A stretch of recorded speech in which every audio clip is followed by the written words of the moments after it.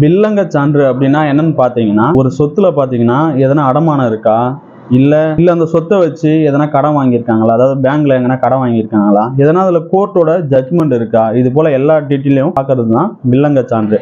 இப்போ ஒரு நிலம் நீங்க வாங்க போறீங்கன்னா, அந்த நிலம் அவருக்கு யார் மூலியமா வந்தது, அது வந்து பரம்பரை சொத்தா இல்ல கிரையம் வாங்கினதா, அதாவது விற்பனைக்கு வாங்கினதா, இது போல எல்லா டீட்டெயிலும் இருக்கிறது தான் வில்லங்க சான்று. நீங்க ஆன்லைன்ல பாத்தீங்கன்னா 1975ல இருந்து வில்லங்க சான்று கிடைக்கும். நீங்க ஃப்ரீயாவே எடுத்துக்கலாம். பல பேருக்கு பூர்வீக சொத்தா இருக்கும் நிலையில 1975க்கு முன்னாடி கையால எழுதி தான் வில்லங்கத்தை எல்லாம் பதிவு பண்ணுவாங்க.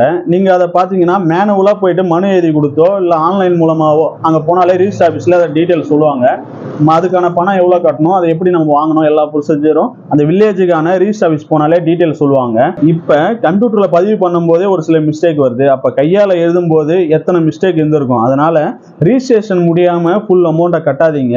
அது வந்து முதல வாயில நாமளே கையை விடுறதுக்கு சமம். ஏன்னா இங்க பணம் பத்தும் செய்யும். ஏன்னா அந்த காலத்துல இருந்து இந்த காலம் வரைக்கும் மண்ணுக்கும் பொண்ணுக்கும் தான் இங்க சண்டை நடந்துன்னு இருக்கு. இது போல பயனுள்ள இன்ஃபர்மேஷனை சந்திக்கலாம். அதுக்கு நம்ம சேனலை ஃபர்ஸ்ட் சப்ஸ்கிரைப் பண்ணுங்க, நிறைய பேர் ஷேர் பண்ணுங்க.